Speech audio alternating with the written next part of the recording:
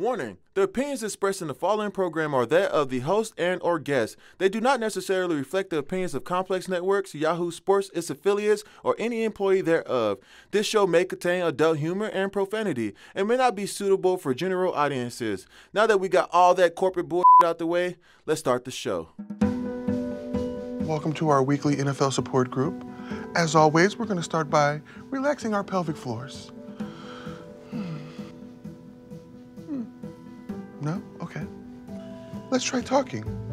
Who'd like to share? I'll share something. Oh. My Eagles are about to beat the Cow Bitches, despite the refs being worse than Tekashi's new album. It was trash. Anyway, Razul Douglas bats the ball up in the air. Amari Pooper takes it in, flushes our whole season down the toilet. Ooh, never want to take one in the pooper. So, would you say that win was finesse then?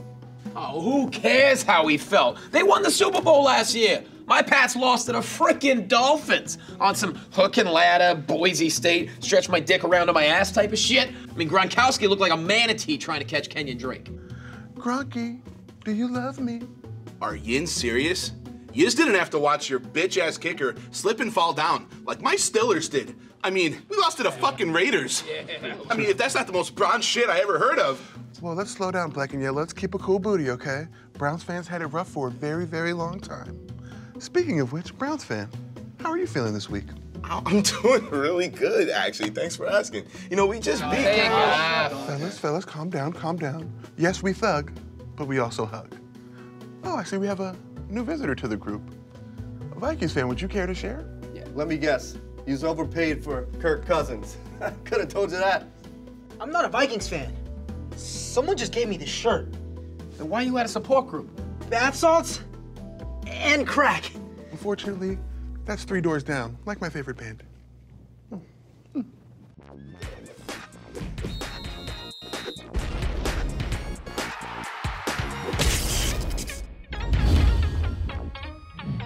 Our no support group here, Mostly Football, is one big, happy, dysfunctional family. I'm sitting next to a guy who won a Super Bowl with the Patriots. He's got books available on Amazon. He's an animator, a creator, an artist, Martellus Bennett, and a guy named James from LA. Nice to see you, James. Boy, you better put some respect on my slashes. Put some respect on my slashes, man. Hey. I don't know them. Comedy special coming January 11th. We knew we were going to get that in at some point, so just get it in at the top, shall we? Thank you. How you guys doing? What's going on, Indiana Jones? You good? I mean, you know what, though? Indiana Jones is one of my favorite characters that ever graced the screen.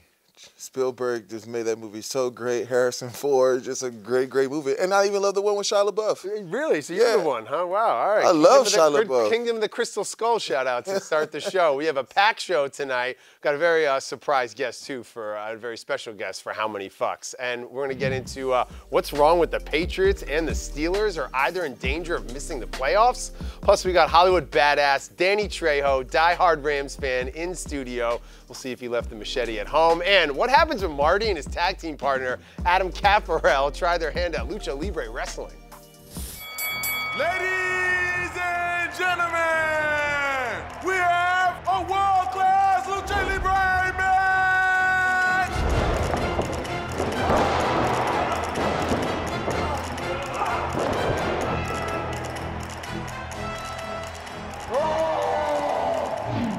I know Adam's still sore from that, so we'll get to that a little later in the show. Different kind of cage match, though. Tonight in Kansas City, the high-flying 11-2 Chiefs try for their 10th straight win against their division rival, the Chargers, who on the low are rolling at 10-3 and looking to change the AFC playoff picture with a big signature win. Is Patrick Mahomes the MVP of the league?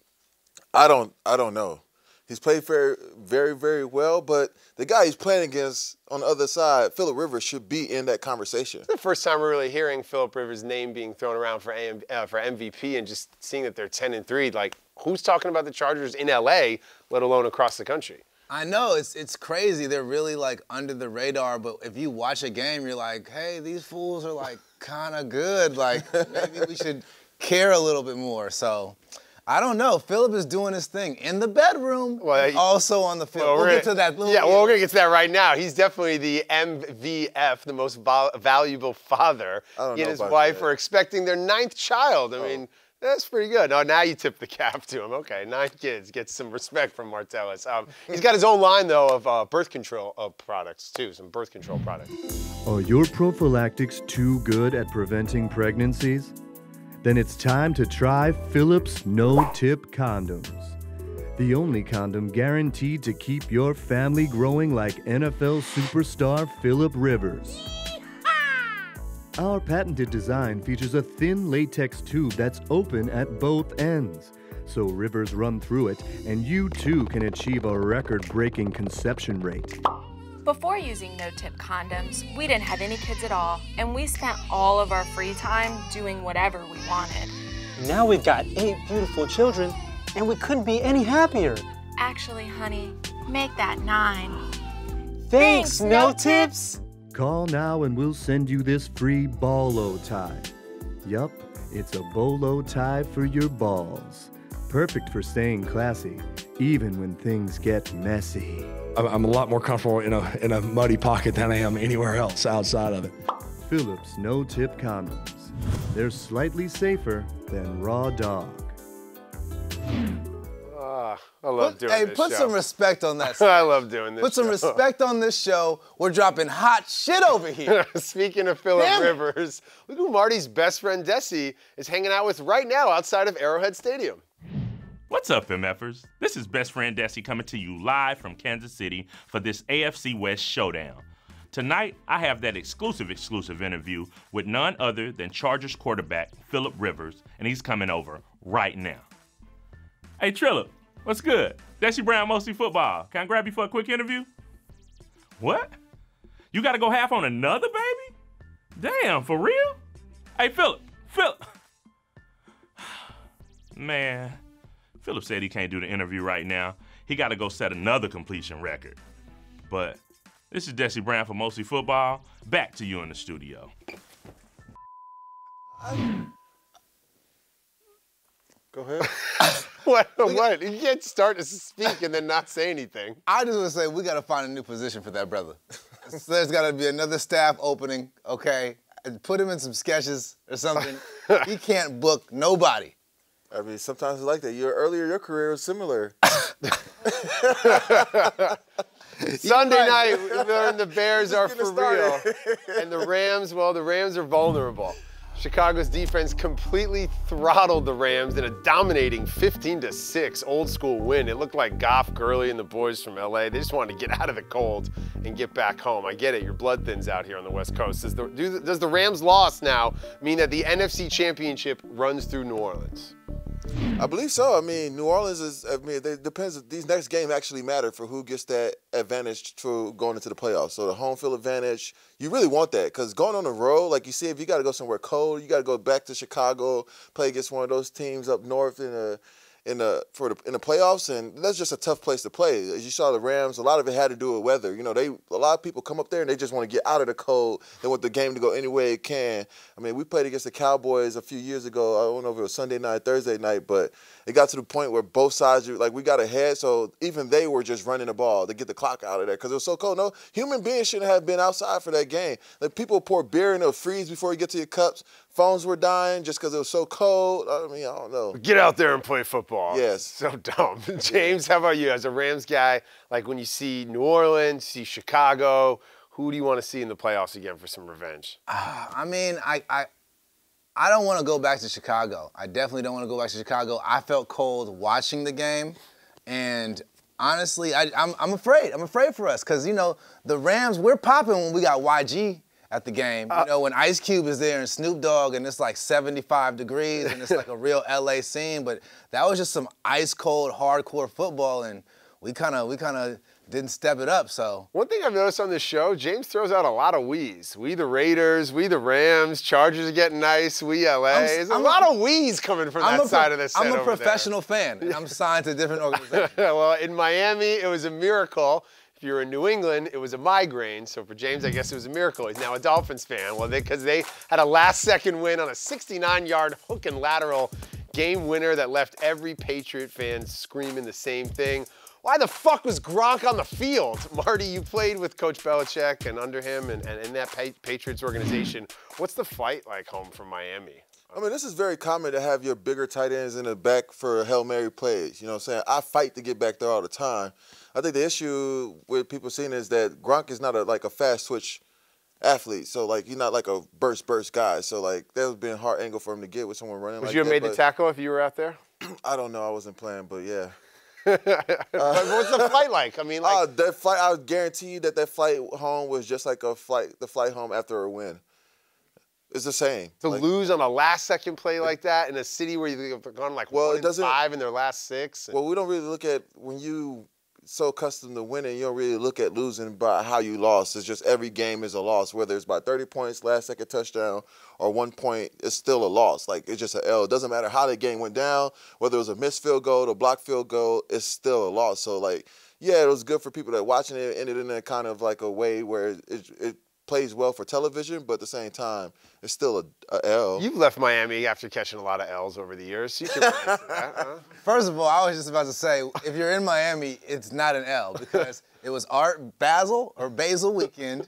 It's Live on Sunday. So the night ended well for everybody on that field. Yeah. I don't care if Patriots, you were a Patriot probably or took a Dolphin. some W's that weekend. They actually have Live, the nightclub, at the Dolphin Stadium. You can go to Live and pop bottles at halftime. But that's the real story. It's interesting, though, because people are like, oh, like the Patriots are so damn good that when they lose 2 or 3 games, everybody like, what's happening to the Patriots? You know, like, oh, they lost 4 games or 3 games. It's like they're finally at their demise, and then they end the season 12-4. Well, that was, I mean, listen, that's a tough way to lose a game, and it was tough for this lifelong Patriots fan who had to handle the loss. How could it happen?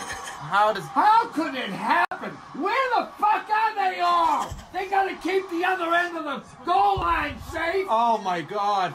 Jesus Christ. You knew they were gonna do it. Are you shitting me? Look at this. That guy had the same reaction when Obama was elected. Meanwhile, I like old people. In Miami, they couldn't control their excitement. There's only one thing to do after a Dolphin was like that. The worm!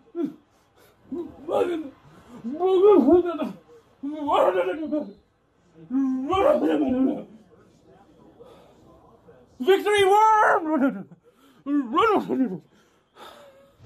Somebody's job on our show is to find shit. So, but the thing is, he's funny. It's funny because he's out of breath saying there's only one thing to do is a victory worm. And he looks more like a trimmer. If you ever seen the movie Trimmer with Kevin Bacon, like he just... the second strong movie poll on this episode. That's really Who is this guy, man? Like, kind of looked like Gronk who's playing defense on that final play. All right, Gronk, it's the last play of the game. You need to go out there and play safety. Well, but Coach, according to my calculations, they're about 70 yards away, and Tannehill ain't throwing no Hail Mary, so don't you think it would make sense if I were Listen, meathead, according to my calculations, I'm the greatest coach of all time, and you aren't. So go out there and do your job, unless you want these ham hocks on you. But Coach, what if they run a successful hook and ladder and I have to make the game-saving tackle? You know I'm slow and I can't... Oh, me. I'm slow. My back hurts. Coach won't let me date porn stars. Enough. Listen, I've got 7 Super Bowl rings, and right now, they're telling you to do your job. Less talking, more walking, numbnuts. Okay, McCourties, I'm coming out. Gronk, questioning me. I'm the boss. What's the worst that can happen? And the Dolphins win the game. It's the Miami Miracle. Gronk at safety. What the hell were the Patriots thinking? Damn, the meathead was right. Well, on to Pittsburgh. Marty's other former team, the Cowboys, well, they went from being a dumpster fire to looking like a lock, and I can't believe I'm saying this, to win the NFC East with a stifling defense and Amari Cooper having a monster 3-touchdown game. Dallas beat Philadelphia for their 5th straight win. They're 5-1 since trading for Amari Cooper. Is he the reason for the Cowboys' turnaround right now? I don't know. I mean, I think they just hit a good spot, but like, If you watch the Philadelphia DBs, it's just good like freaking fire mouths. Everyone's flying past these motherfuckers. Just, here, you go, you go. I mean, guys get 20-yard cushion, not coming out that back pedal and still get burnt deep. They're not taking away the sideline. They just letting guys run by them. They're like, it just, and then when they do make the one play that they do make in the whole game, it still turns out to be a touchdown. Yeah, I think they've come a long way from winning the Super Bowl last year. It's wild when you watch them play. So now somebody else who's been doing a lot of watching this season is Le'Veon Bell, because he liked an IG post the Steelers had after losing to the lowly Raiders. It's gotten really messy in Pittsburgh. Big Ben didn't come back into the game until they desperately needed him. Their kicker slipped in the clutch. The Steelers lost their 3rd straight, and they're in danger, guys, of missing the playoffs. Can't believe I'm saying that either. Are you mad at Big Ben for not getting out there sooner, or what happened in Pittsburgh? I don't know what the fuck was going on with this shit. So, I mean, honestly, I mean, the quarterback wants to get out there. Like, he said he's waiting, but, like, anytime, if he wanted, like, you, as the Big Ben, you don't have to wait for the coach to put you in the game. You just go back out there and go. Like, I mean, I got it. Like, I'm ready. Like, move. You don't sit, like. Their culture has been just funky, like, the whole year. This whole Le'Veon sitting out. Even when I mention his name, you get all excited. It's just like. It's just too much drama. It's like some VH1 show called The Steelers or something like that. And now, you know, we're analyzing him liking pictures, which means a lot, by the way, you know, because he didn't have to like it. It does not mean a lot. I like that. Baby, me liking pictures means nothing to the rest of the world. You're right. You're right. Nah, I take it all back. You're right. Liking, what? Yeah, like liking a pic, like, why is this even news? Like, I double tap all, sometimes I gotta untap what I double tap because my body just double tap shit naturally, and then I gotta go back and untap it because I didn't really like it. But my thumbs liked it, but I didn't really like the picture. I spent a lot of times untapping shit because I thought I liked it, but I realized that that's just function. That's just me being brainwashed by the system. My endorphins are lighting up as I can add likes to other people's life. What? Meantime, it's so bad in Jacksonville that the players are clapping back at fans. Leonard Fournette threatened to whip a fan's ass during the Jags' 30-9 loss in Tennessee, claiming the fan was shouting racial slurs at him. Marty, how ugly does it get for players on the sidelines in opposing stadiums? Man, I don't know. Like, only thing I know is that when you're losing, everything bothers you.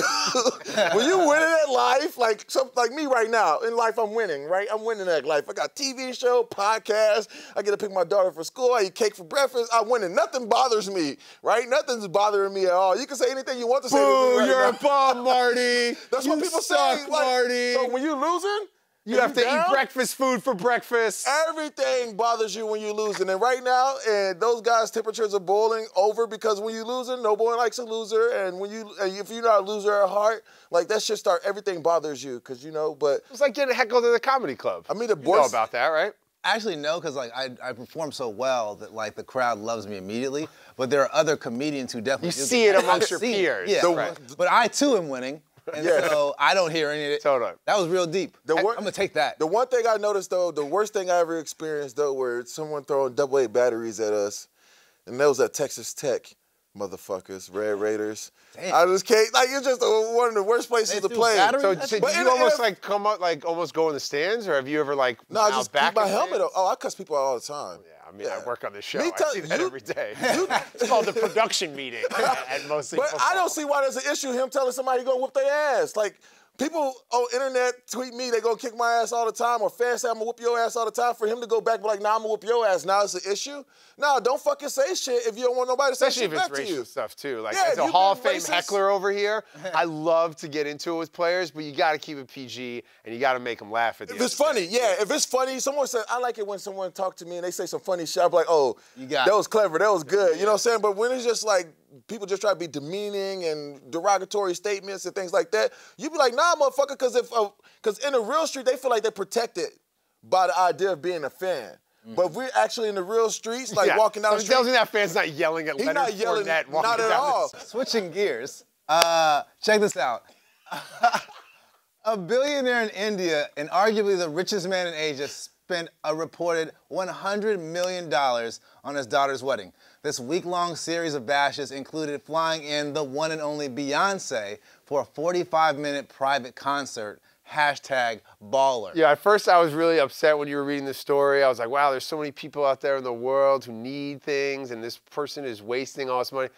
Beyonce to play your wedding, though. It's kind of killer. So But I'm how's kind it- of like, all but- right. But like, ultimate flex. You But get I'm a just saying, pass. like, how is that? How could you look at that as wasting though? Because it's relevant to his amount of money. So you having a wedding and inviting, you know, some mariachi James band, Davis to perform. yeah, like that's money that could have been well spent. But you wanted comedy at your wedding. I feel like more power to the motherfucker. When you rich, you can do rich people shit. Yeah, and that some rich is some people rich people shit. shit. Like, Yeah. who wouldn't want Beyonce to perform at their wedding? Most of us can't afford it, so we never fathom or think Couldn't of the afford to see idea. Beyonce when she was playing at the Rose Bowl. Well, speaking of rich people, Kevin Hart bowed out of hosting the Oscars after a firestorm surfaced over old homophobic tweets. Nick Cannon, of all people, defended Hart, pulling up controversial tweets from a bunch of female comedians who were never punished. Nor never asked to host the Oscars. Claiming everyone makes mistakes. That's right, they weren't asked. Do you think the Academy felt any way when they honored Mel Sugar Tits Gibson? You know, is there some irony here? Like, what's up with this, guys? Well, I just feel like judging people for their past. If we gonna judge everyone for what they did and who they were at one period of time, everybody's going to hell. Oh, a comedian who tells it like it is, said some stuff that got some people offended a long time ago and apologized for it. We're gonna make him apologize again. Like, it's just really messy. Yeah. And it's the scoreboard in 2019 of who is accountable for what and who we hold things over, is really messy to me. So I don't know what that scoreboard looks like. Look, at the beginning of next year, everyone should just tweet out, "My bad." For everything. My bad. And we just go forward. Everything from then to now, my bad. Now can I fucking get my money? I think comedians should be the few people in the world they're allowed to say whatever the fuck they want to say. Because how can you not? There's so many things that need to be touched on. It's their job to be able to say things. It's funny when he says it because you're not supposed to take it seriously because next to his name is comedian. So he can say whatever he want to say. Like, what the fuck? I mean, that's a bigger conversation. But I will say that apologies are apologies. And sometimes, though, just apologize again. But some people try to say it's not gonna hurt to remind people that you don't feel negatively about a group of people. Well, I agree with that. But I also say, when someone try to force you to apologize because they didn't hear your first apology, oh, we didn't hear you apologize, so now you come apologize to me, and then you go apologize to him, and then you go apologize to them, and then make sure you get that group over there. And while you at it, climb to the fucking top of the mountain and just shout it out and apologize to everybody. I'm like, you should, what you're saying is correct. Like, you should apologize if you feel like you offended some people who done some things. But when people start forcing you, if that's the case, we all will end up apologizing for our past mistakes forever. Right, so in the year 2027, when they ask the three of us to host the Oscars, we just want to say sorry right now for everything we've ever said on Mostly Football. Actually, we're good. Actually, don't watch Mostly Football when you're thinking about us hosting the Oscars. And delete, let's go, everybody that's famous, go delete your old tweets. Yeah. Just hire somebody to go down and say, if anything looks kind of strange, if it looks like strange fruit is coming from the tree, please delete it. Hire somebody. Someone start a whole new business where you can just go delete old tweets from rich motherfuckers around the world that can afford you to pay. Just call it, like, you just cleaning up the tweets, you know, bird shit off of Windows. Oh, well, speaking of Windows, but not really, LeBron James noticed the Grizzlies' assistant equipment manager was rocking his kicks every time he came to town. So he gave her a pair. She's been offered 100 G's for the shoes, but she ain't selling them, y'all. I'm loyal to the max. I've already been offered for the shoes and everything, and I'm not even looking that way. There's no way I'm letting those go, so. Where are they now? 100K? First of all, how the fuck LeBron noticed that she has LeBrons on every time he goes to the stadium? I would, if somebody You was just don't think James LeBron's cool, that's what it is. No, I just don't know. Like, to me, I was like... Like, that's nerdy. No, not even nerdy. It's just like, there's just like above and beyond a human being's thing. Like, every time I play against the Grizzlies... He's the chosen one. We're all witness. Okay. I'm selling the He's shoes. the king. $100,000, you can buy as many pair of LeBrons you want. LeBron's going to understand that. I'm like, hey, LeBron, I had to sell this pair so I could go do this and that, but if you could you send me another pair? Because I don't want to pass up on this money. Well, all right, Ben, if you had a signed Patrick Ewing jersey that you got when you were a child, Yeah, it's would that ever be up for sale at any point? No, it's what would I sleep in every night? What the fuck? I'm selling everything. I almost sold my Super Bowl ring. What the fuck? Are they going to pay me for it? Like, it's like, I already did the task. I don't need to be reminded by the ring or the jersey or whatever it is.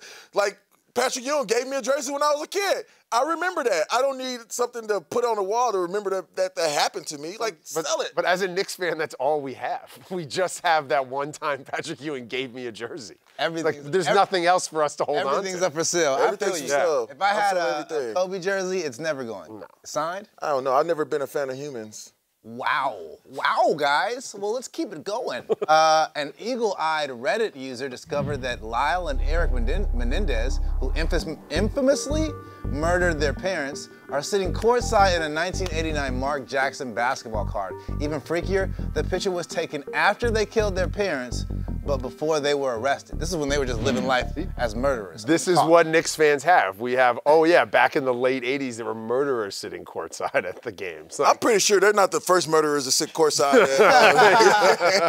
Y'all did, the other ones just didn't get caught yet, or they didn't get the photograph. There's murderers all in the stands all the time. Look at them. Just look around. You don't know. Well, since you're into selling, that card was going for $25 on eBay, and the brothers are serving life. Well, I'm not, see, I'm saying $25 for the card, I'm probably keeping that one.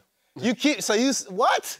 You're keeping the Keep the Mark Jackson card, sell the Super Bowl ring. Oh my God, Because I would love to live in your brain for like an hour. The process of me having to ship the card and the time I have to spend to ship the card out and the reward of $25 is not worth it. The reward of $100,000 to put a pair of LeBrons in a box is definitely worth my time.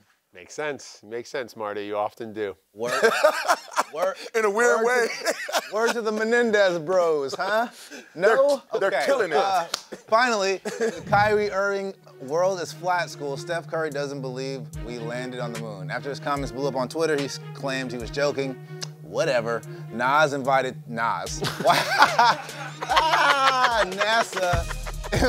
Steph down to tour the lunar lab in Houston to get his shit straight. But honestly, I think he should sit down with Nas. Yeah, I'm James Davis.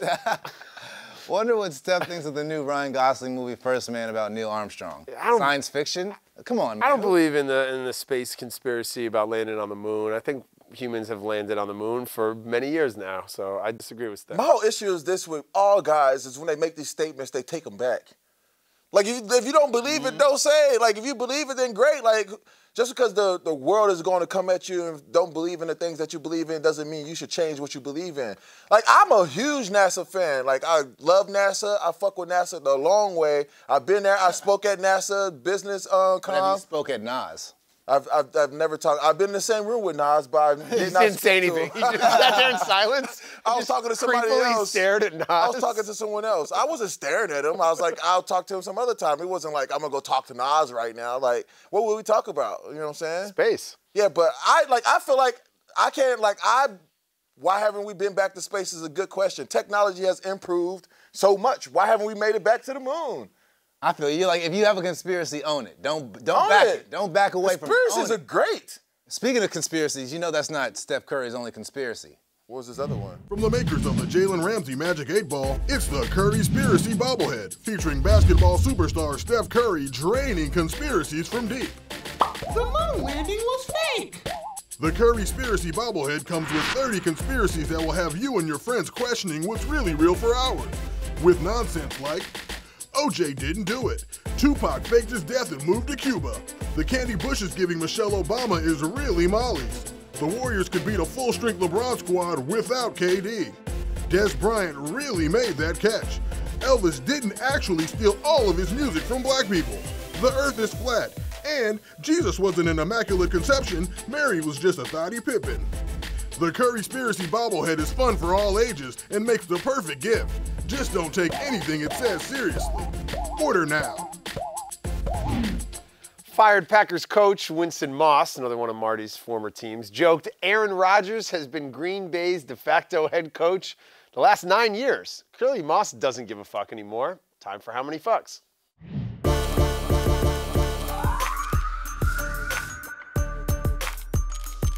Joining us right now for How Many Fucks, this dude is a stand-up comic, a writer, an actor. He's co-host of the Light Skin Point of View podcast, and he's actually one of Marty's real-life friends from the barbershop. Ocean Glapion is here. Yeah. Marty sometimes sets me up for stuff. Like, are you guys really friends from the barbershop? We are really friends from the barbershop. I've been asking this dude since this show started to get on here. So I've been texting him. You know how you text somebody over and over again, and you're like just feeling. I was feeling like I was trying to ask him out on a date or something because it was taking so long. I'm good for not responding too. I get the classic Marty, who's this? Like, oh, Marty.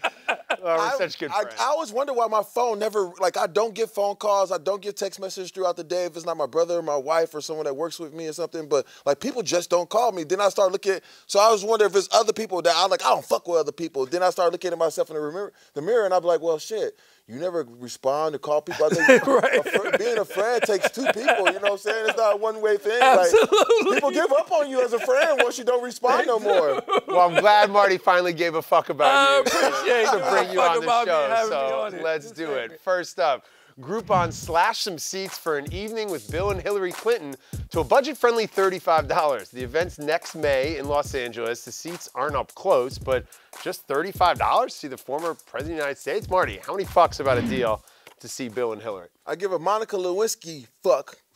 You would. Right. I mean, that's the only thing I want to hear him talk about. I just want to know how they got through that, their response, you know what I'm saying, like, how they kept their relationship together. With that big Monica Lewinsky fuck that happened. So they could give a lot of relationship advice on how we made it, because it's on the spotlight. Most people break up and nobody even knows what's going on in their life. The whole world knew what President Clinton was doing. How many fucks you give, Ocean? I give a $10 fuck. That's how much I feel like coupons they're going for on Groupon. It's like $10. And I'm thinking, who splits the money, like, between the Clintons? Like, because it's like President Clinton, he's like, I was the president, you failed, I get more of the money, right? Well, it's kind of like in my household, like, I feel like, you know, you probably make the money in your house or whatever, but at the end of the day, it's still our money. Like, you know what I'm saying? Like, it goes into the same account, you know what I'm saying? Even though we have separate cards. Well, I think because of the fuck that he gave, that Monica Lewinsky fuck, we know who gets the money. You know who gets the money, right? How many fucks you give? First of all, I would love for Marty to attend this and be like, is there a question segment? I have a question for the Clintons. How'd y'all deal with that whole, like, the whiskey thing? Like, how did that work out? But no, for me, I give 0 fucks because all my fucks are going to the money it takes to see Michelle Obama live, because I heard that's lit and all the little baddies are gonna get their little Michelle Obama live on. I heard it's like Beyonce concerts, like all the baddies trying to get inspired and whatnot, and I'd be like, yo, I feel that. So are you gonna go to that dressed like Obama? No, you know what? Absolutely. Oh, Michelle Obama, I could be the Obama. You need an Obama in your life? The Clintons should have did this when he was popping, when he was back playing the saxophone, or he was the first black president. That's when he should have did it. We over him now. Now, the real black president is here? Yo, he ain't got nobody. They on Groupon now. I give a rice and beans worth of fuck. Because one time I was in the Dominican Republic at Oscar de la Renta's house, and I was having rice and beans. The designer? Yeah, and we were sitting with Bill Clinton and Hillary. We were having rice and beans. And I was like, Bill, what's up with, you know, you're not eating any of this steak, this carne, this pollo. He's like, no, I'm a vegan now. So he kind of put me on to the benefits of a plant-based diet. So I give President Clinton a lot of respect for that. While Henry Kissinger's in the corner eating prosciutto, and I'm like, this guy. You, Henry Kissinger, whoever Oscar de la Renta, the Clintons. And the Clintons. Yeah, eating some rice. Why were you there? Marty, I go on adventures too, but my adventures just don't make the show. So. A Danish photographer is in hot water in Egypt for taking naked pictures, simulating sex with a model on top of the Great Pyramid. It's forbidden to climb the 460-foot pyramid, one of the 7 wonders of the world. Marty, how many fucks for what the photographer is calling nude art? I give a third base worth of fucks because it turns out that he wasn't really having sex or whatever. To go all the way to the top of the pyramid and only get the third base, that's some disastrous shit. That's like taking her out to a steak dinner, a movie, and then going ice skating in the rink and having to drop her off at home and get a peck on the cheek. Damn. What? You really thought about that answer. Ocean, how many fucks? I give a Missy Elliott, get your freak on fuck. I thought that he got some pussy. That's what I thought, but I guess hearing you only got the third base. He ain't getting that. He's trying to say, Simulating the sex. Simulating. Listen, if you... It's soft porn on the... I'm saying how he met that girl was on Tinder. He met that girl and her profile said, if you can get me to the top of the pyramid, you can get you some. And he was like, okay, cool. And he brought it. Because them dudes ain't really know how to get girls. If you could climb the pyramid, you ain't getting no girls. So that's what happened. Right? How many fucks you get, James? That's a great... I give one Instagram like of a fuck. You know what? Fake or real, it's a dope pic, and I would like it. You know, and I would like it, and I would comment weird flex, but okay. You know, because that's what that is. It's a weird flex. You know, you did that, I guess. Like what? But then you're gonna do the Marty and just untap it. Like, because you realize later, you get to think about it, like, you know, I really don't like this. Yeah. I want to give a Doug Liman worth of fucks. Doug Liman, who's the director of the movie Jumper. We were in Egypt together, and he took me down to the pyramid. I promise you, Ben, I don't want to hear no more of these random-ass stories, dog. Doug Liman was like, yo, touch the pyramid. So I'm touching the pyramids, and the guards came down with the guns, and Doug was like, oh, he's Ben. He's from America. He's on TV. He's on the E! Channel at the time. So I was like, ah. And they're like, okay, E! Channel. You can touch the gun, like the pyramids. Don't worry about the guns. You want to touch the guns? I was like, Doug Liman, you're crazy. So who else was with you? Jamie Bell, Rachel Bilson, and Anakin Skywalker, Hayden Christensen. I heard Carrot Top was there. Nah, he didn't make the fight. He didn't have the right who else was there? passport, King Tut made an appearance. No, an Irish woman who happens to be a Jack Sparrow impersonator. That's up your alley, Marty. Yeah. She married the ghost of a 300-year-old Haitian pirate, and sadly, this couple, well, they split up. They were together 1 day shy of a year. They married in international waters, so the marriage would be legal. Marty, how many fucks about the pirate wedding? I give a Captain Phillips worth of fucks because he's the captain of that ship now, if you know what I mean. But this shit's crazy. Like, bitch, you go to the middle of the ocean, where if he was already married, she don't know his history. He might have another wife that's dead. Now you marrying a dead spirit. This is just weird. That's just weird. First, she dresses up like Jack Sparrow, which I'm okay with. I'm happy about that. She's impersonates Jack Sparrow. But now she's taking it too far. You're not a real pirate. Just want to let you know that. You're not a real pirate. You just dress up as one. But this whole shit is just weird. Marrying spirits and shit. Next thing you know, somebody's going to marry Jesus. How many fucks you give, Ocean? I give 0 fucks because I'm sorry, Ben, this is your culture shit. Black people don't even care about marrying no ghosts. I don't give a fuck. Like, they sent me this and I'm like, why? Okay. I don't give a fuck. 0 fucks. How many fucks you give? You didn't get no fucks either. We don't marry ghosts. We marry in prison. We still can't see that either. But we know where he's at. No, I give one rest in peace fuck, because honestly, that ghost was living his ghost afterlife, and she came into his world and tried to lock it down. And a ghost can only ghost, right? So that's her. Her standards changed, and he's like, look, I can only ghost. So if you want me to be something that's not a ghost, I can't do nothing about that. I was over here living my ghost life. Yeah. So she needed to find out what she really wants out of a man, and then get her shit together, and then she'll be able to love another ghost. If we're out here just marrying ghosts, like I give a Keira Knightley worth of fucks. She was in the Pirates of the Caribbean movie, and that took place a long time ago. So her character's probably dead, and she's maybe like available on the ghost scene. Or on the ghost scene. On the ghost scene. Swipe up for ghosts if they go to heaven. Ooh, I don't know. What do you do? I swear, I thought you was going to say that you were on the movie of the Pirates and the Caribbean. Well, it was one time Keira Knightley and I were. All right, finally. You know what she needs to call though, right? Beetlejuice. Yeah, there you go. Well, 2 nuns in Los Angeles, they admitted to embezzling around 500 grand. They might have one phone call from their Catholic school over the last decade for trips and gambling.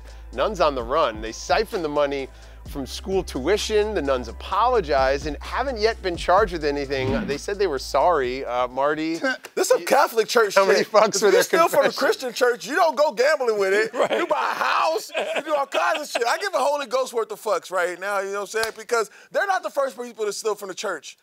But they just stole from the church to go do the devil's work. They went to the devil's playground in Vegas with the church's money.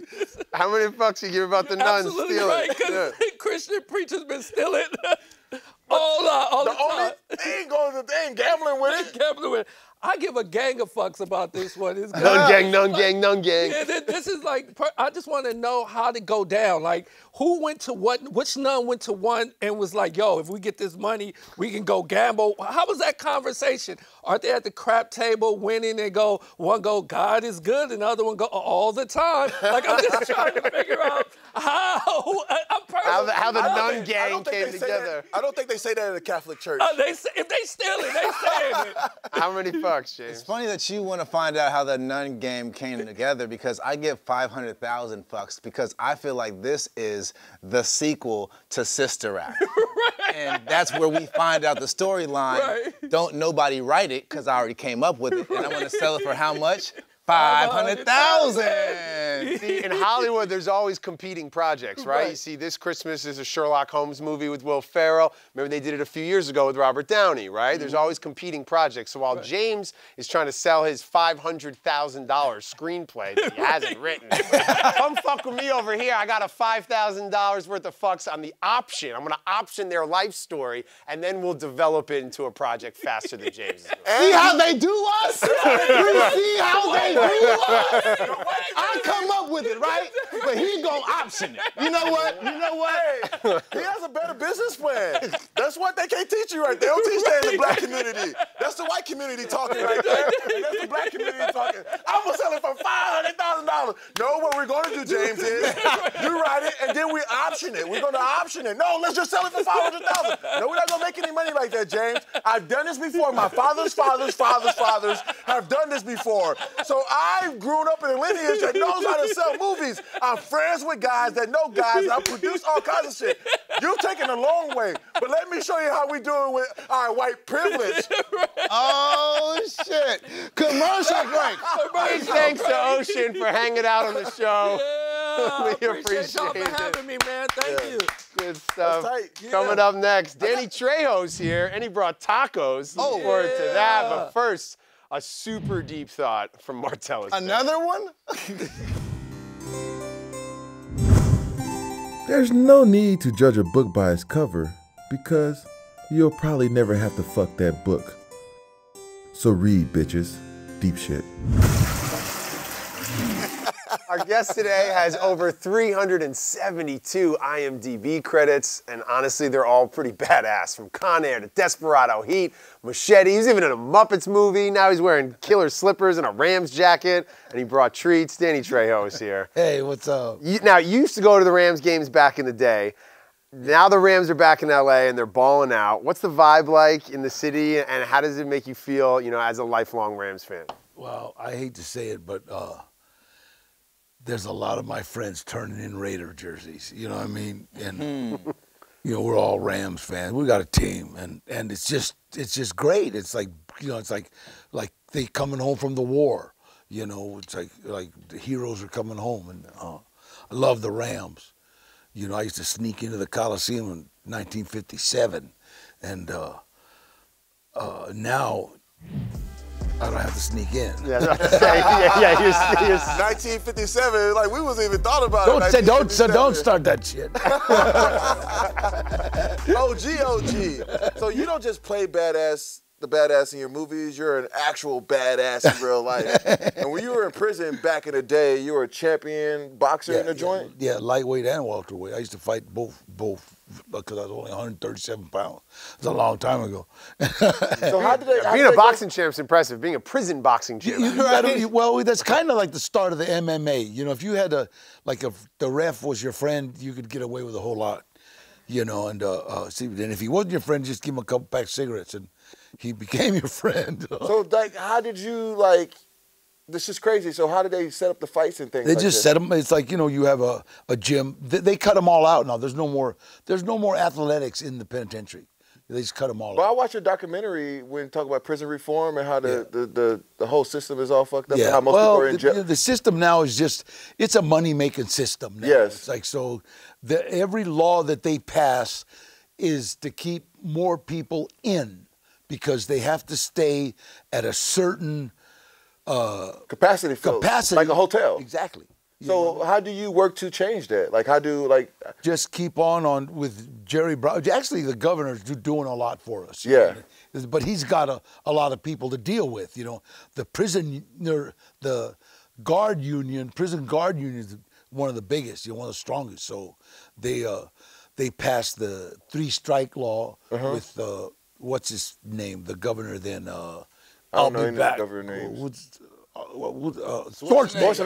Oh, the guy from the movies. Yeah. Okay, yeah. Terminator. The only governor I know. Yeah. Well, he actually, the worst thing he ever did was pass that 3-strike law, because all it did was take young kids that were doing crack, 3 rocks, and giving them 10, 15 years, instead of rehab, which is what they need, you know what I mean? And so they're just doing free labor over there. Absolutely. Like when the fires came out, they tried to get people out of prison to pay them $1 a day to go fight the fire camps were actually less time and good. You worked. Yeah. Prison, it's just a warehouse for insanity. That's all. Well, that's all.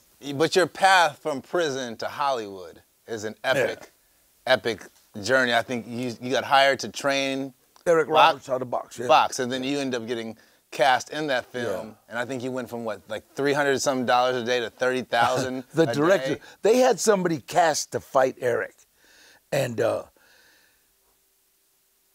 Eric's a pretty boy. I don't know if you know Eric Roberts. Eric Roberts. Yeah. Come on, man. He's almost pretty iconic pretty boy. Yeah, he's almost as pretty as his sister. No, I mean he is. You're good looking, but prison there's no such thing as good looking. Yeah. You're pretty or you're not. You know what I mean? Yeah. You don't want to be pretty in prison. I totally know what you're talking about. I want to be as ugly as possible if I go to jail. Totally. All those times and all those. So actually, it's like I got cast to box him, and from a friend of mine, a guy named Eddie Bunker, who I was also in prison with in 65, I think, he actually adapted the screenplay Runaway Train to fit an American audience, because they had John Voight, the lead character, as somebody that killed his wife, and then he's a hero in prison. Well, if you kill your wife, you're not a hero. You can't be a hero in prison. No. It just doesn't. It's like you can play in the NFL maybe, but you can't be a hero. Here's a question, Joe. How'd you change your life around, though? Well, you know what? It's like when in 1968, me, Ray Pacheco, Henry Quijada, I can say they're both dead, got killed in robberies. There was a prison riot. A riot broke out Cinco de Mayo, 1968. It was alleged that Ray Pacheco hit a free person. It was alleged that Henry Quijada kicked the coach. It was alleged that I threw a rock and hit Lieutenant Gibbons in the head. So all 3 of those are like gas chamber offenses: hitting a free person, striking a coach, throwing rocks. And so we went to the hole, and I just kind of made a deal. God, let me die with dignity. Just don't let me piss my pants or shit or scream and yell. Just let me die with dignity, and I'll say your name every day, and I'll do whatever I can for my fellow man. I thought it was just going to be a couple of years. Then they were going to kill me, right? But he fooled me, and he said, okay. And it was the charges were what they call a DJ reject. There was no witnesses. They had 500 informants, and they all said Mickey Mouse did it, your mother did it, my aunt came and killed him. Stitches get stitches. Wow, the next thing you know, you go on it's and you work nobody alongside. said they did it, so basically there was no, so there was what they call a DJ reject. The DJs now again. So when I came out of the hole, it wasn't like I promised that I would be good, don't get me in trouble. It was kind of a really, so I just started right there. I just started trying to do my best and say his name, and by the grace of God, he's held up to his, and I've held up to mine. And you've put in a tremendous amount of work in film, and you've worked with some of the legendary, iconic actors of the day. So I want to go through, and we don't have the entire time to go through the entire resume on IMDb, but I want to go through some of the highlights and some of the great people you worked with. Samuel L. Jackson, you teamed up in XXX and a couple other things. Well, yeah. Also, me and him did a movie called Against the Wall, Attica Against the Wall, and we did it in a haunted prison in Tennessee. Now, Marty, sometimes when he gets on a roll, he gets those Sam Jackson eyes when he's like really cursing. I love Sam Jackson. Every time he pops up, I never know he's going to pop up in a movie because you've been in like 372 and he's been like at 800. Yeah. And it's just like, I never know when Sam's going to make an appearance. So when he does, I'm like, yeah, Sam's in this one too. So if he's not in it, I can't, even if I don't know who's in the movie. But he's got the Sam eyes. Like, yeah. Yes. But next up, your Heat co-star Al Pacino. Wow, Al great movie. Pacino, Val Kilmer, Bobby De Niro. God, it was like. What do you remember from those days on set with Pacino? Oh man, it was awesome. It was just awesome just to watch him. You know, just to watch him. He doesn't walk, he floats. You know, it's unbelievable. He's like, the whole thing about him is just like iconic. You know what I mean? It's just, it's unbelievable. You know, and the way he... You feel that energy when you're on set. And when him and De Niro got together, it was like, if he would have stood between them, he got electrocuted because of the sparks. So what's De Niro's thing? Like, what is his thing that we all love? Like, what's his secret? Oh, you. God, he's awesome. Everything he does is just like iconic. And it's funny because my son met him. My son was 9 years old when I was doing Heat, and I had him on the set, and I introduced him to Robert De Niro. I said, Bob, this is my son, Gilbert, my son, this is Robert De Niro. And De Niro goes, hi, Gilbert. My son goes, you talking to me? You talking to me? You talking? And Robert just loved you, whoa, you know, it's like, because, but you didn't see that movie, the Comedy Channel. The Comedy Channel, that's what comedians. Yeah. And finally, maybe the biggest badass of them all, you worked with Miss Piggy. Oh, God, I love her to death. You know what? I actually pissed Kermit off. Yeah. Yeah, I did, because I got close to Miss Piggy. Yeah. Just so Muppets are incredible, huh? So you're a bacon fan, huh? Yeah. We got any bacon on those tacos? We do. Speaking of food, we gotta hand it to you, man, because you've been able to parlay this acting thing, which I mean, to hear your story of how you got there, to now have this third career really as a taco guy, and like this has been incredible, man. Prison boxer. Prison boxer. Actor. Miss Piggy co-star. Yeah. Now you got the tacos. Incredible. You brought your secret weapon here, huh? You brought your chef. We just opened LAX. We just opened. You got in there? #1, yeah. Chef Mason Royal, what's up, dude? How are you? Doing well, thanks for having me. Mason, what's up? That's my guy right there. He's the secret right there. Yeah. That's the secret weapon. So we're gonna sample some good. We got some tacos. Awesome. Here. They've been staring at us for a while, obviously. So what's the secret to a Trejo taco? What makes your tacos special, you think? You know, our tacos, they're all made with locally sourced produce, meats. But the secret really is, you know, prepping vegetables and meat. You want the sharpest machete you got. Yeah. Otherwise, it's not going to cut right. And it's been amazing, right, for you to have this happen because you get people coming up to you, right, being like, yo, I eat your tacos all the time. You're at the Laker game or you have old friends in Hollywood. Who's been like the craziest person who's come up to you and said they're a fan of your tacos? Eat off this plate. The guy was Nate Diaz. Mm-hmm. Oh, the MMA fighter. Yeah, MMA fighter. He came right after he beat McGregor. Are you a MMA guy? Both. You know, I don't like some of the positions they get in. You know what I mean? And if they hold them too long, I kind of think, well, wait a minute, hold on, they're not fighting no more. Yeah. And so, but I love boxing. I've been a boxer. Someone tells me there's fighting around. Trejo's probably into it. Fighting. Yeah, there's some fighting. But these tacos are incredible, dude. Yeah, they're really good. Yeah, they're really So do you still train boxing? Do you still train? I train. I don't box. That's what I mean. But just for workouts, you still do it? Oh, yeah. Yeah, to stay fit? I'm staying 170 pounds, 74 years old, and stay 100. You 74? Yeah. Dang, they say black don't crack. You know what I'm saying? He's eating all these tacos. That's the key, man. 74? Good, so. Congratulations, man. Big shout out, Danny, for coming through and blessing the show. We God bless you, really man. Thank appreciate you. it. Shout out to Mason. Keep doing what you do, man. Oh, Mason. At LAX. Hey, we got donuts, too. Got donuts. You got the donut spot on Santa Monica, La Brea, and we're coming LAX. And we're coming out with a black unicorn donut, too, so make sure you look forward to us doing a pop-up shop. Donut. What's up? And all you vegans, get that jackfruit taco. Yeah, there you go. Cauliflower taco. Everybody eats, Gluten B. free. Everybody eats, B. Well, baby. hasta luego, mi amigos. But first, in honor of Snoop Dogg getting a star on the Hollywood Walk of Fame, I want to tell you a story about the time the homie Snoop and I made a song together.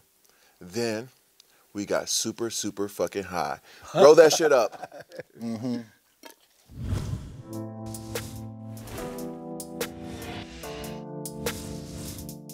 So I met Snoop after I won a Super Bowl Champs Forever. He's performing at the after party. You know, Robert Kraft really loved it when hip-hop artists come through, and he just hangs out with them all the time for some reason. I don't even know if he has any hip-hop in his tape deck, but right on, Brother Kraft. I fucks with you. While we're there, they's like, oh yeah, they showed me around the compound. He got this really cool place you walk in. The floors are white, the couches are white, so I didn't want to sit on those either because some reason rich people have lots of nice shit in their house. And this was like, so they had basketball court, he had an arcade, he had this gym, he had a bunch of young kids on computers, like it was just hacking shit up there wherever you want to hack into. He had green screens, he had a bunch of women in bikinis getting ready to do a weather report. So I'm like, hey Snoop, what you working on? He's like, oh man, I'm just trying to finish up a track. I was like, shit, you and I should do a track together. He laughed. And I was like, nah, man, seriously, let's do a song together. We here, like, we might as well do it. And he's like, oh, all right, you rap. I was like, yeah, dog, I rap, I got bars. He goes into the booth, he starts rapping. He sounded like butter melting, he was that smooth. So I get a little bit nervous because I'm like, oh shit. So I scrapped my first verse because I thought that shit was whack. So I wrote another verse, so I went in and I started rapping. This that Clark Kent, Lois Lane, Superman, Super Dave, Django, Super Slave. What? Super Slave? Like Django, Super Slave? But I was kind of nervous because it was like, I grew up watching Snoop Dogg and listening to Snoop Dogg, so I want to make sure I was up to par, and I didn't want him to be like, man, that Bennett brother was whack. When I come out of the booth, it's Paul Pierce is in there, They Corrupt was in there, just like a room full of motherfuckers, and then Snoop was like, hey, you want to hit this? He offered me a joint, you know what I'm saying, or some weed. He's like, I don't know if you got tested yet, but I'm like, fuck yeah, I'll smoke that shit. I don't know what the fuck he was smoking. I buy a lot of weed, but he called it the rapper weed. I couldn't stop coughing. I was like, God damn, my voice started changing and shit, but I hit the weed anyway, and I got super, super high. I didn't want to be the guy that got offered weed by Snoop Dogg and tell my grandchildren no. At least if I die, my grandchildren will be able to say, my grandpa smoked weed with Snoop Dogg while they were making a song. We dropped this track, it's called Take a Flight. You can still check it out, it's still out there to this day. And at one point it was like top 30 in Canada. I don't know why I was popping in Canada, but fuck, I fuck with the Canadians. I just don't fuck with Canadian bacon. But shit, if you listen to my music, we friends. Where did we find the photograph of your unborn grandchildren? I just want to say that whoever's in the production behind that, they try to find the blackest kids they could possibly find. After he was signed, new Redskins quarterback Josh Johnson got creative to learn his teammates' names. He played Madden. I don't know if the Sanchez butt fumble's in the game. We'd like to honor creativity on Mostly Football today with the Marty Awards.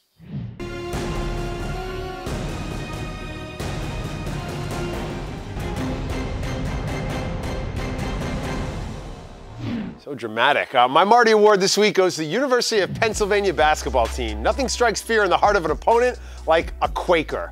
They beat the defending champs Villanova this week, 78-75. It was Penn's first win over Villanova since 2002. My dad went to UPenn, so shout out to University of Pennsylvania Quakers, Sean Carey, all you guys. Big win. UPenn doesn't win a lot of basketball games, guys. Yeah, they had to get creative to win. Exactly. My Marty Award goes to the most creative person I know in my life, and that's my daughter, Jet. Honestly, her art is growing. Like, I don't tell her everything's good, but lately, everything she's been making is good. And when she makes shit, I tell her that it's shit. So I want to make sure there's a standard of creativity in the household that we hold, but she's been top-notch right now. She draws in the car, she draws in the shoebox, she draws at breakfast, she draws at dinner, and it makes me very, very proud to be raising a creative child like my own, and she's just a wonderful kid. Awesome. I don't give her awards in my household very often, so Jet, remember Daddy gave you this shit. Well, I have no kids. That you know of. All right, well, Ben likes to squeeze every last frequent flyer mile he can. Others are more giving. My Marty Award goes to a guy named Peter Shankman. He's a businessman and educational speaker who's donating some of the 300,000 miles he's accumulated to allow 10 strangers to fly home for the holidays. Take that, Ben the Grinch Lyons. This guy's giving away frequent flyer miles to strangers. That's a lot of miles. I mean, damn, I respect that guy. 300,000 miles? As a road warrior, tip the cap right there. Salute right there. Salute. On the opposite end of the spectrum, more bad news for Tekashi 6ix9ine, Dummy Boy, just named the worst album of the year. The year's not over yet, so there's still time. There's still time for you rappers out there to drop a little bit more garbage. And we've already had tacos, so the next segment this week's on Marty's Adventure, roll back up a little bit. Yeah. Yes, we've already had tacos today, so this adventure with Marty this week is very fitting. Me and Adam got to put on the mask and jump off the rope when we went Lucha Libre wrestling. Check it out.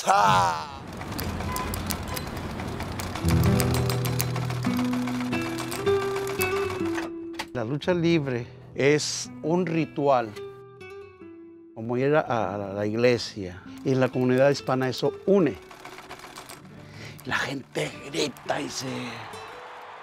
Eso es la lucha libre. La lucha libre es pasión.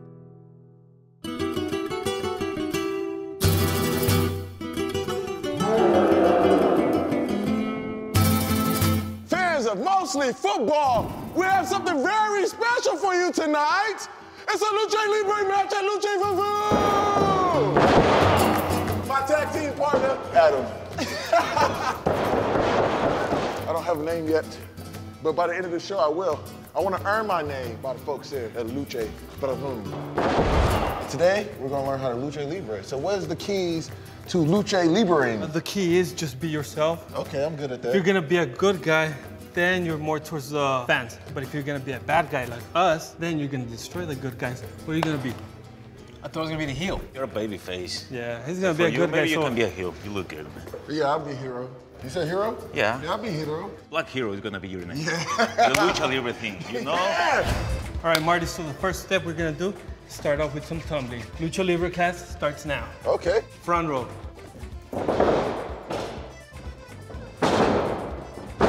Come on, hero. Let me see that. Second row, backwards. Okay, now you're getting... Get the fuck out of here with that. Go on, Adam. Come on, teammate. Not so sexy. Next step is gonna be the lockup. That's where we show our strength. And then you see who can take control of the match.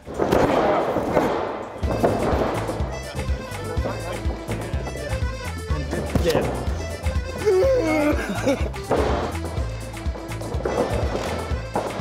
I dare you to do that. Come on, you can do it. Good teammate.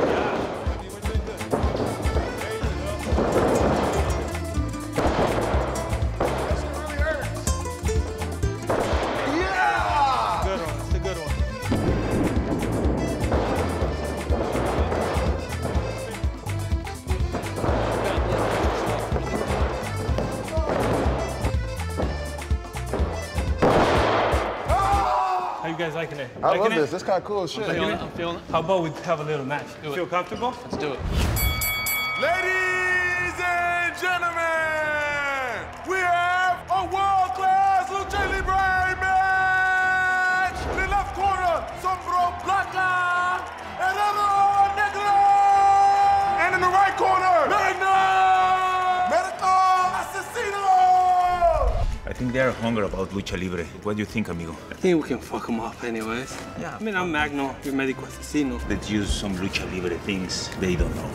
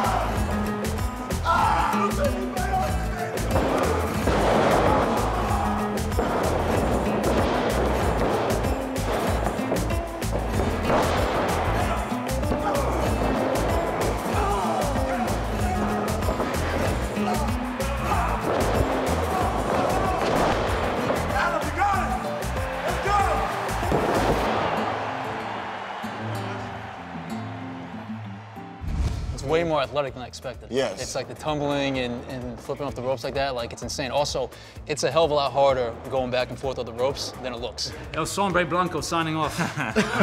This is the beginning, man. I appreciate you guys coming and teaching us how to do this. This shit's awesome. You guys are awesome, super athletic, great shit. Remember, lucha boom, lucha libre, always on top.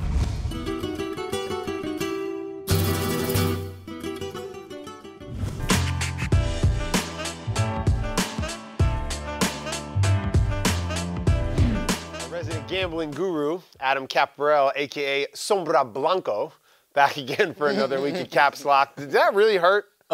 Yes, or fuck yes, because we got beat the fuck up. Like, that was no joke. What you saw on camera, like, legit hurt, and I was sore for days. I was definitely sore for days, and I play football for a living. Yeah, so I was just saying, He's sore. I texted him, I was like, is this what it feels like to play? Is this what it feels like after a game? Like, because it hurt to get in and out of bed for like 2 days. Because you didn't say you missed how many workouts after that one? Yeah, I didn't go to the gym the rest of the week. Like, I was like incapacitated. Well, from inside the ring to inside the lines, let's see how we fared last week.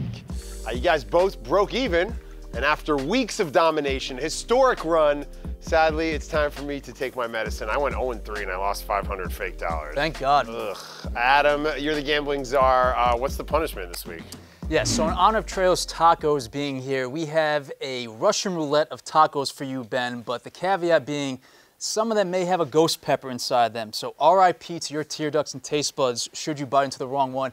And you have to house all those tacos during this segment, so dig in, my friend. All right, I already housed like 3 or 4 of the non-ghost pepper ones. Trejo's Tacos doesn't come with these peppers that we putting on there. We just snuck those in there on you. All right. More tacos at work. I win. Eat. Carita Good. Marito. All right, how's it? That one have the ghost pepper. We found the ghost pepper. All right. That's white privilege. You get the ghost pepper on the first bite. This week and dabble in some prop bets. Let's start with the MVP race in the NFL, shall we? Oh, Patrick Mahomes and Drew Brees. They're the betting favorites. Where's the smart money, guys? Russell Wilson's under betting odds? Yeah, he should be in there.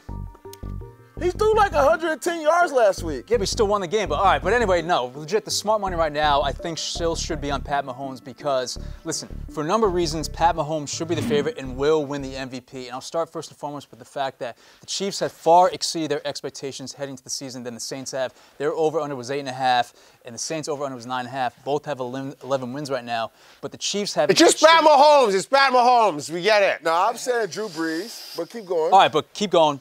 Chiefs have a shittier defense. Chiefs have played a tougher schedule, and Pat Mahomes has 2 more primetime games left to play to impress the voters and the public out there. Drew Brees has 1 more. So if you, like me, think Pat Mahomes is going to be the MVP and should be the MVP, take him at -140 right now and roll with it. Or just go with Drew Brees because he's like just killing it. But he hasn't been killing it lately. I think Drew Brees is going to win it because, one, Patrick is new to the league, and Drew is like, he's been there for a while. He's like a senior citizen that's doing well. So, like, a lot of people will root for him because they feel like Pat's going to have another chance. So much quarterback analyzing. Yeah, but are you all right, him a sympathy James, vote? we already That's talked what it about is. Kevin Hart losing the Oscars. I vote for my hosting brother gig. every year. We've got the odds for the next Oscars host. I shouldn't have wiped my eyes. Damn it. I vote for my brother every year. We've got the odds for the next host of the Oscars. Take graphic. Okay. Okay, you gotta go with Ellen because everybody loves Ellen. I mean, she's just like a stable. Every year, she's like the Golden State Warriors of comedy. Her show is always relevant. Besides that, any of these people have a chance, even James Davis, because no, he's not the most famous, but he's talented. And I'm just laughing at Ben. I can't open my eyes. Ben is I know. I can't open my eyes, so I don't know who's on the board. I feel like they can't. Is Jimmy Kimmel back on the board? No, I think that you have to go with Key and Peele. Key and Peele? I think they will be the best right now. I just don't think you could do, like, with everything that's happening. I love Ellen because I kind of want to be like the black Ellen. You hosted it twice. You're not going to do it again. Yes, so she's not going to do it again. So Key and Peele is funny. They're great. It's 2 black guys. They're taller. The same for the price of 1 black guy. So I think that's the way to go because they're going to have to come back strong because, you know, Oscar's so white. So now we got 2 black people on stage. But now we won people back over. But black people don't really watch those 2 black people. But it doesn't matter. Oh, it does. Black people don't really watch Kevin Hart. He won the Oscar last year, right? Jordan did. Jordan Peele won the Oscar last Peele, year. yeah, he did. Yeah. We get Norm Macdonald. How about Norm Macdonald? I'm always a Peele. Norm, with the Norm ESP, Macdonald. ESP performance with Norm Macdonald. Yes. Norm Macdonald. Norm All right, Macdonald. I like Peele. that. You know what, Ben? I got it from I can't. Genuinely, it's not even like funny for TV. I cannot open my eyes. Well, just meditate, bro. With the news of Cardi B and Offset calling it quits, we have some odds on the next big celebrity split. I'm gonna talk about who should be the one to replace Offset, and who's gonna be the next couple to split. And you know, it's between J-Lo and A-Rod. They work out together. A couple that works out together, they last. Travis and Kylie, They're gonna last. She's a Jenner, who's a Kardashian. If Travis Scott's next album doesn't do so well, that could be kaputs. You gotta remember that. And then also, they got Danica and A-Rod on there though. Who? Danica and A-Rod. Who's that? Danica Patrick and Aaron Rodgers, you guys. Oh, sorry. Yeah, who cares about You know them? who's not on there? Who? Why aren't Tristan and Chloe on there? Because they're for sure not gonna make They're not That is together. destined. They're not together. They're together. They're cohabitating. She's in Cleveland right now. They're definitely gonna make it because he cheated on her like forever. Oh, this is a funny idea, but now it's not Lamar funny. Odom, and she kept bringing him. Oh, there's So actually, Khloe Kardashian doesn't break up with anybody. So they break up with Khloe. Nah, they stay. Khloe just she lashes on. You know what's worse than eating something hot? Eating something hot and listening to your friends talk about gossip. This is terrible. All right. Okay. So You're tearing up. So let's make some picks then. How about that? Yes, let's talk about football. All right. I bet the Saints. Taking it to gambling and my specialty, aside from the Kardashians and James' specialty, let's roll through three picks this weekend. We're going to start with the Colts and Cowboys. One stat for you here, 60% of the bets are on the Cowboys, but 60% of the money's on the Colts, which means the sharps and pros out there love Indy. You should too. Take the Colts. Game number 2, we're rolling with the Pats and Steelers. Know that Tom Brady and the Patriots I bet on Tommy. are 34-11 against God. the spread. Following the regular season This is not a loss, joke. roll with the Patriots. Load them, load them, load them. In our final game of the week, Monday night game, Saints and Panthers. What are you doing, Lance Stevenson right now, blowing in his ear? Saints and Panthers, real quick. Not taking the spread here, staying away from that, rolling with a total. Give me the under 51.5 points because 11 of the last 15 matchups in Charlotte, we've seen the under hit. So history will be on your side. If you take the under, It's colder in Charlotte this year than you think it might be. The scintillating picks. I got the All Saints too. Saint Pats and Colts. I want to do this part. On a lighter note, since our counterpart is out of commission, I'm taking over the prompter. On a lighter note, we like to leave you with a parting gift. It's our present to you. For your enjoyment tonight, when you can't stand still waiting to box out a free throw, that's gotta hurt. It probably doesn't hurt that much. Catch us hey, I'm Martellus Bennett. This is Ben Lyons, that's Adam, that's James Davis. Catch us every Thursday at 7 p.m. Eastern Time, not Central Time, not sucks. CPT either. This sucks. Oh, all right, Adam. Pray for Ben. Pray for Ben. Pray for Ben. For Pacific, for mostly football, we're simulcast, whatever that word is. We're simulcast, y'all. Nah, we're on. You can find us casted on Yahoo Sports and Complex and Facebook, YouTube, the Yahoo app, all over the interweb. Enjoy the game tonight. It's a big one for Marty and James and Adam. Ben, R.I.P. We're out. Thank you. God bless America and Haiti. Oh my God. It's gonna be